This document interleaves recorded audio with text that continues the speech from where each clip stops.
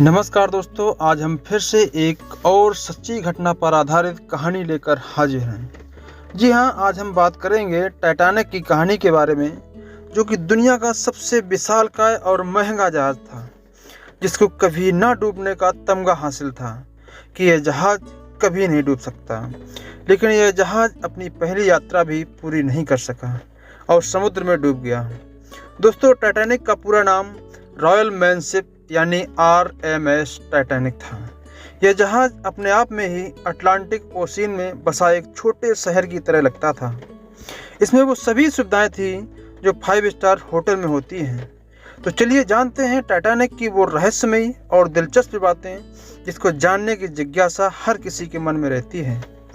अक्सर मन में एक होश उड़ा देने वाला ख्याल आता है कि जब टाइटैनिक डूब रहा होगा तो उस समय का मंजर कैसा होगा। तो दोस्तों, आज हम उस रात की दर्द भरी कहानी बताने जा रहे हैं। 17 मंजिला इमारत जितना ऊंचा, 3 फुटबॉल के मैदान जितना लंबा और 2300 से भी ज़्यादा लोगों को अपनी मंजिल की ओर ले जाने वाले इस विशाल जहाज की कहानी। दोस्तों, इस जहाज की शुरुआत होती है 31 मार्च 1909 से। इस समय आयरलैंड के बेलफास्ट में व्हाइट स्टार लाइन कंपनी इस जहाज को बनाने का टेंडर लेती है और बनाना शुरू करती है, जो कि एक ब्रिटिश शिपिंग कंपनी थी। 3000 लोगों ने बड़ी कड़ी मेहनत से इस जहाज को लगभग 3 साल में बनाकर तैयार कर दिया था। दोस्तों, कड़ी सावधानी के बावजूद भी इसको बनाने में 9 मजदूरों को अपनी जान गंवानी पड़ी। वहीं लगभग 40 मजदूर गंभीर रूप से घायल भी हुए थे। इसको बनाने में उस समय की सबसे एडवांस टेक्नोलॉजी का इस्तेमाल किया गया था। जब यह जहाज बनकर तैयार हुआ तो लाखों लोग इसे देखने आए और दंग रह गए। उस वक्त किसी ने भी नहीं सोचा होगा कि इतना बड़ा जहाज बन सकता है। इस जहाज की लंबाई 882 फीट और 9 इंच थी, चौड़ाई करीब 92 फीट 6 इंच थी और ऊंचाई 175 फीट तक थी। उस समय टाइटैनिक को बनाने में लगभग $7.5 मिलियन खर्च हुए थे।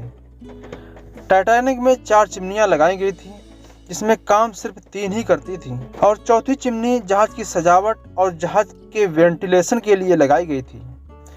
आज के समय ये कीमत लगभग $145 मिलियन तक होगी।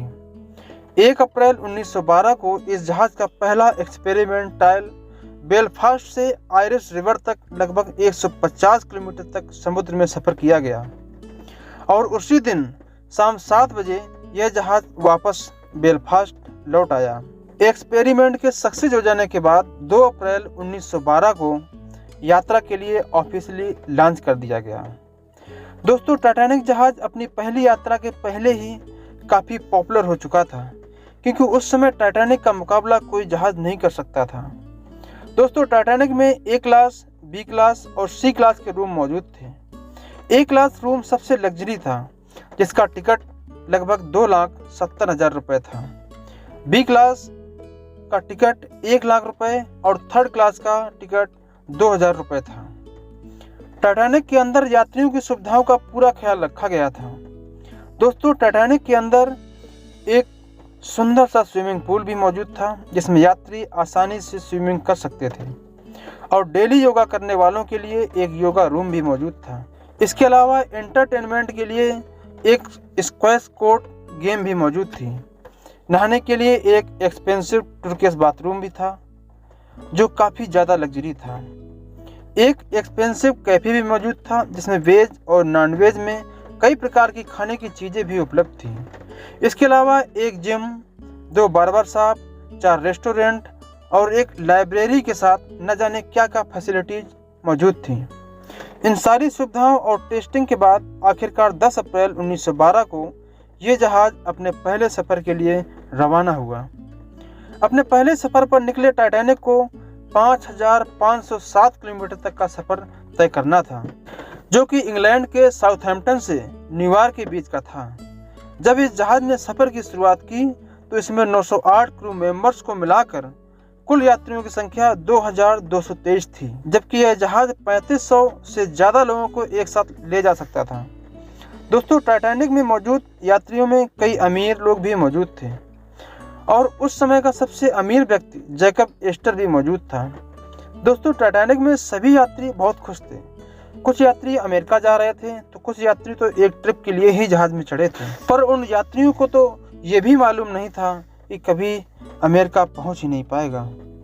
टाइटैनिक में एक दिन में करीब 825 टन कोयले का इस्तेमाल होता था। इसमें हर रोज 14,000 गैलन पीने का पानी, 40,000 अंडे और 1,500 गैलन दूध खर्च हो जाता था। जहाज में 20,000 बियर, 1,500 बोतल शराब और 8,000 सिगार भी इस्तेमाल होते थे। साउथहैम्पटन से निकलने के बाद ये जहाज 42 किलोमीटर प्रति घंटा की रफ्तार से समुद्र को चीरता हुआ देर शाम सेपोर्ट पहुंचा और इसके बाद टाउन ऑफ न्यूयॉर्क के लिए निकल पड़ा। 4 दिनों तक तो जहाज बिना किसी परेशानी के अपने मंजिल की ओर पूरी रफ्तार से बढ़ता रहा, लेकिन कुछ ऐसा होने वाला था जो किसी ने नहीं सोचा था। दरअसल रास्ते में बढ़ते हुए जहाज को सामने आइसबर्ग होने की पहली चेतावनी मिली, लेकिन जहाज के कैप्टन एडवर्ड जोन्स स्मिथ ने चेतावनी को नज़रअंदाज कर दिया। टाइटैनिक अभी भी अपनी पूरी रफ्तार से आगे बढ़ रहा था। इसके बाद एक के बाद दूसरी, दूसरी के बाद इसके बाद दूसरी, फिर तीसरी चेतावनी के बावजूद भी जहाज के कैप्टन ने गंभीरता से नहीं लिया और जहाज को इसी स्पीड से चलने दिया। दरअसल दोस्तों, जहाज के कैप्टन इस जहाज को सदी का विशाल ही नहीं बल्कि उससे सबसे तेज दौड़ने वाला जहाज भी बनाना चाहते थे, ताकि टाइटैनिक टाइम से पहले अमेरिका पहुंचकर यात्रियों और मीडिया को हैरान कर दे। टाइटैनिक को सफर में निकले हुए लगभग 3 दिन हो चुके थे और टाइटैनिक में एक दुर्घटना भी घट चुकी थी। दरअसल टाइटैनिक के निचले हिस्से के एक भाग में पिछले 3 दिनों से आग लगी हुई थी, जो कि टाइटैनिक में मौजूद यात्रियों के लिए खतरा भी बन सकती थी। टाइटैनिक में यह आग उस समय लगी थी जब टाइटैनिक अपनी पहली यात्रा के लिए साउथहैम्पटन से निकलने वाला था और इसका पता कैप्टन सहित सभी ऑफिसर्स को था, परंतु इसके बावजूद भी यात्रियों को इसकी जानकारी नहीं दी गई, क्योंकि यदि ऐसा किया जाता तो टाइटैनिक की यात्रा को रद्द करना पड़ता और टाइटैनिक के सारे टिकट पहले ही बिक चुके थे, जिससे कंपनी को भारी नुकसान उठाना पड़ता, जिससे कि टाइटैनिक के इस बड़े खतरे को नज़रअंदाज कर दिया गया। इसीलिए उन्होंने जहाज की रफ्तार कम नहीं की। अब तक कैप्टन को 6 बार आइसबर्ग होने की चेतावनियां मिल चुकी थीं, लेकिन अब भी कैप्टन ने जहाज की रफ्तार कम नहीं की थी। 14 अप्रैल की वो अंधेरी रात, उस रात आसमान में चांद नहीं था और सामने की तरफ कुछ भी साफ दिखाई नहीं दे रहा था। सामने दूर तक देखने के लिए दूरबीन भी मौजूद नहीं थी। हालांकि दूरबीन तो थी, लेकिन वो लॉकर में बंद थी और लॉकर की चाबी पुराने वाले ऑफिसर्स के पास थी, जिसको ऐन मौके पर रिप्लेस कर दिया गया था। कड़ाके की सर्दी में ऊपर तैनात दोनों क्रू मेंबर्स आने वाले मुसीबत को देख रहे थे। सभी यात्री अपने अपने कंपाउंड में सोए हुए थे। तभी रात के लगभग 11:39 पर निगरानी कर रहे क्रू मेंबर्स फ्रेडरिक फैंग ने सामने एक बड़ी सी चट्टान को देखा। काले और शांत समंदर के बीच वो बर्फ की चट्टान उन्हें काले पहाड़ की तरह नजर आई। फ्रेडरिक फैंग ने बिना एक सेकेंड गंवाए 3 बार घंटी बजाई और टेलीफोन से कहा, सामने बर्फ की चट्टान है। यह सुनते ही ऑफिसर्स के हाथ पैर मानो शून्य पड़ गए। तुरंत जहाज को घुमाने की कोशिश की गई और जल्दबाजी में लिए गए इस फैसले की वजह से 11:40 पर टाइटैनिक का निचला हिस्सा आइसबर्ग से टकराता हुआ आगे निकल गया। टाइटैनिक आइसबर्ग के उस हिस्से से टकराया जहां पहले से आग लगी हुई थी और वह हिस्सा काफी कमजोर हो चुका था। अचानक हुई इस टकराव के चलते बर्फ की चट्टान ने टाइटैनिक के निचले हिस्से को बुरी तरह चीर दिया कि टाइटैनिक के निचले हिस्से की 300 फीट तक की कीलें बाहर आ गईं। ये टकराव इतना तेज था कि निचले कंपार्टमेंट के लोगों को एक तेज का झटका लगा। यात्रियों को टकराव का तब पता लगा जब जहाज को एक जगह रोक दिया गया। हर तरफ अफरा तफरी मच चुकी थी, क्योंकि जहाज के निचले हिस्से की निकली कीलों की वजह से जहाज में पानी भरना शुरू हो गया था।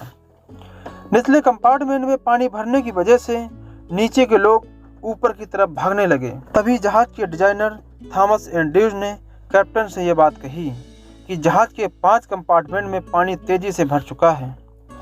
अब ये पानी धीरे धीरे ऊपर के कंपार्टमेंट में भरना शुरू हो जाएगा। दोस्तों, टाइटैनिक द्वारा कई रॉकेट को भी आसमान की तरफ फोड़ा गया ताकि कोई इस मैसेज को देखकर कोई दूसरा जहाज मदद के लिए आ जाए, लेकिन कोई भी जहाज वहां हेल्प के लिए नहीं आ पाया।